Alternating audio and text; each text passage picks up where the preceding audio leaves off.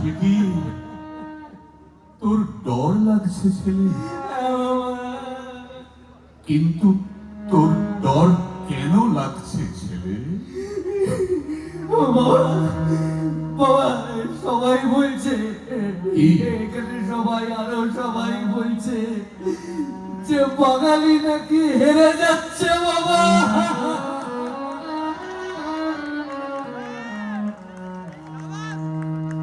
বাঙালি হেরে যাচ্ছে বলে তোর ডর লাগছে ছেলে? হ্যাঁ বাবা। কিন্তু বাবা, একবার মনে কর বাবা, একবার মনে কর, আজকের দিনেই তো, এই 14ই ফেব্রুয়ারি এই কৃষ্ণনগরের মাদার্স ঘাটে দাঁড়িয়েই তো রবীন্দ্রনাথ বলেছিলেন, উনি বলেছিলেন যে डर के आगे जीत है।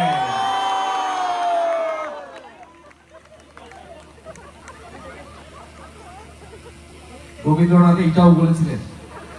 সবই তো রবীন্দ্রনাথই বলে গেছেন রে ছেলে।